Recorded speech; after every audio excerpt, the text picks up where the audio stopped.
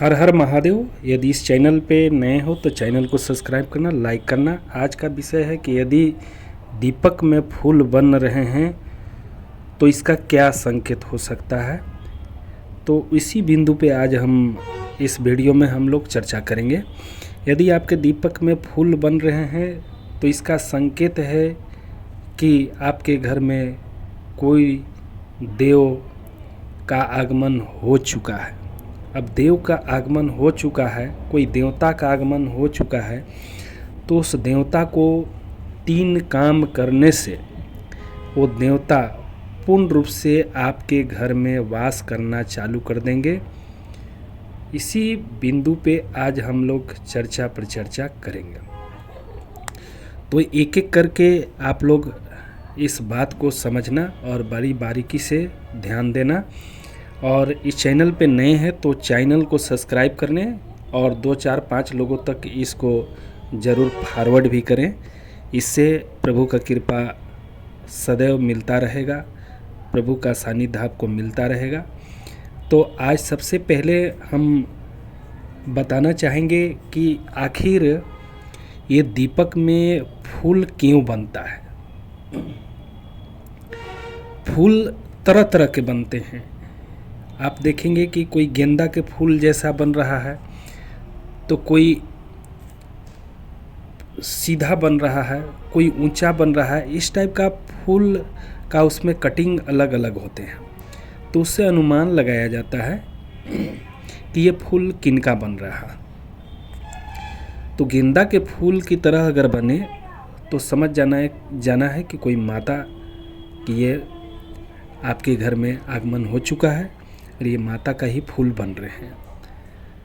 और यदि कटीला टाइप का, चोखा टाइप का बने तो समझ लेना है कि कोई देव का आगमन हो चुका है, कोई देवता का आगमन हो चुका है। इससे भी अनुमान लगाया जाता है। कभी कभी देखा गया है कि फूल किसी व्यक्ति का हमेशा बनता है, कभी कभी नहीं भी बनता है। तो ऐसा कोई ज़रूरी नहीं है कि प्रत्येक दिन आपका फूल ही बने। जब प्रभु कोई न कोई रूप में आन के आपको एक संकेत देते हैं, इसको हम लोग को समझने की ज़रूरत है। आप सभी भाई बहनों को समझने की ज़रूरत है कि ये क्या संकेत दे रहे हैं। तो ये संकेत यही देते हैं कि मैं आपके घर में, आपके पूजा से, आपकी साधना से मैं प्रसन्न होकर मैं आपके घर में आया हूँ। तो अगर प्रभु प्रसन्न होकर हमारे घर में आए हैं तो अभी तक चौखट पे थे, तो उनको घर में कैसे बुलाएं ताकि हमारे जीवन में एक सुख शांति आए, एक सकारात्मक सोच हमारे घर में पैदा हो, रोजी रोज़गार में तरक्की हो और बच्चे अच्छे पढ़ने लगें। तो इसके लिए हम लोग को कम से कम 3 काम करना ज़रूरी होता है।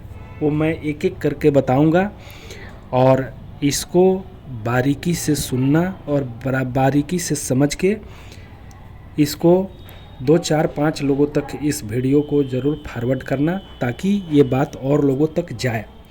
बहुत ऐसे भाई बहन साधना में असफल हो जाते हैं और असफल होकर पूजा पाठ से कोसों दूर हो जाते हैं, क्योंकि उनको जानकारी नहीं होता कि स्टेप बाय स्टेप करना क्या चाहिए, कैसे हमारे जीवन में एक परिवर्तन आएगा, कैसे शक्ति को संचालित किया जा सके, शक्ति कैसे शुद्ध होंगे। बहुत सा बात आता है। इस बात को हम लोग को समझना होगा, तभी जाके अध्यात्म में आगे आप बढ़ सकते हैं, अध्यात्म में आगे और किसी को मदद कर सकते हैं। क्योंकि मानव अपने मद में फूला हुआ है और 3 चीज़ मानव को घेर लेता है: काम, क्रोध और मद और लोभ। इन सभी से कैसे बचा जाए ताकि माता की सानिध्य मिल सके, माता का कृपा मिल सके। तो इन सभी पे हम लोग को बात करना है कि काम, क्रोध, मद, लोभ, ये 3 चीज़ को परित्याग करना चाहिए। जब किसी भी भाई बहन का अगर दीपक में फूल बनना चालू हो जाए तो ये ज़रूर त्याग देना चाहिए। अनजाने में बहुत भाई बहन गलती कर बैठते हैं और उसका नतीजा होता है कि जो घर बढ़िया चल रहा था वो भी खराब हो जाता है। क्योंकि देव शक्ति जब आते हैं तो आप अच्छे करेंगे तो अच्छा फल देंगे और ख़राब आप करेंगे तो ख़राब भी फल मिलना चालू हो जाता है। तो अब 3 काम आपको क्या करना है। सबसे पहले तो आपको ये करना है कि अगर फूल बन रहे हैं तो वो फूल को चिमटी से आप तोड़ लें और घी में मिलाकर और उसको चंदन बना लें। अब प्रत्येक दिन चंदन करके बाहर निकलें। उससे क्या होगा कि चंदन की इतनी तेज बढ़ जाती है कि कोई भी आपके सामने आएंगे तो आपके खिलाफ में नहीं जाएंगे और आपकी बातों में वो आएंगे। तो ये चंदन का सबसे बड़ा प्रभाव है। दूसरा जो काम करना है वो ये करना है कि आप प्रत्येक दिन अगर आपका फूल बनने लगे तो एक घी का आटा का बना हुआ छोटा सा ठेकुआ बनाकर और माता को भोग प्रत्येक दिन चढ़ावें और उस भोग को सभी घर के बच्चे हों चाहे बुजुर्ग हों जो भी हों सदस्य सभी को खिला दें। तो उससे भी आपके घर में जो माता चौखट पे थे वो आपके घर में आकर आपके घर के रोजी रोजगार को बढ़ाना चालू कर देंगे, आपके बुद्धि विवेक को बढ़ा देंगे, आपकी परेशानी सब समाप्त कर देंगे, आपका समस्या सब समाप्त कर देंगे। आप दिन प्रतिदिन आप उन्नति की ओर जाएंगे, आपका कारोबार में बढ़ोतरी होना चालू हो जाएगा और आपकी रोजी रोजगार में बढ़ोतरी हो जाएगी। तीसरा का जो काम है, अगर किसी भी भाई बहन के अगर दीपक में फूल बनने लगे तो तीसरा काम या तो जाप माला का जाप करते हैं तो उनकी संख्या बढ़ा दीजिए, या तो कोई पाठ करते हैं, अगर नहीं करते हैं तो पाठ करना चालू कर दीजिए। हनुमान चालीसा का पाठ कीजिए, दुर्गा सप्तशती का पाठ कीजिए, सुंदरकांड का पाठ कीजिए, या तो कोई माला जाप करते हैं तो माला जाप बढ़ा दें।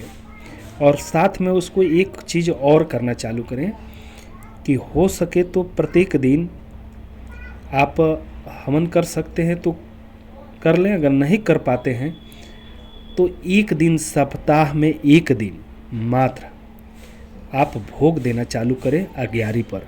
वो कैसे? सबसे पहले गणेश जी के 2 लौंग दें।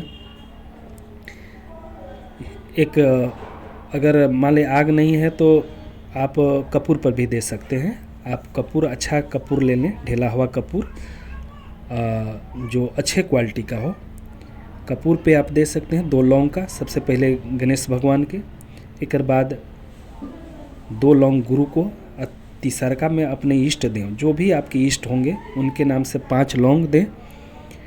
और इसके बाद सहायक देवता में जो भी जिनको आप मानते हैं, हनुमान जी को मानते हैं, काली माता को मानते हैं या शंकर भगवान को मानते हैं, आप उनको भी 2-2 लौंग दें।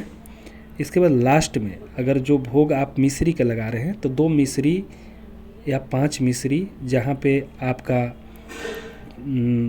भोग दिए थे लौंग पे, उसी जगह 2 मिश्री भी उनको भोग में दे दें। ऐसा सप्ताह में एक दिन चयनित करें या तो महीना में एक बार चयनित करें। ऐसा कोई भी दिन हो, या तो आप जैसा आप मनाना चाहते हैं आप, या पूर्णिमा को पूर्णिमा कीजिए, या तो आप सप्ताह में आप अगर मान लें दरबार आप चलाते हैं तो दरबार वाले को तो प्रत्येक सप्ताह देना पड़ेगा।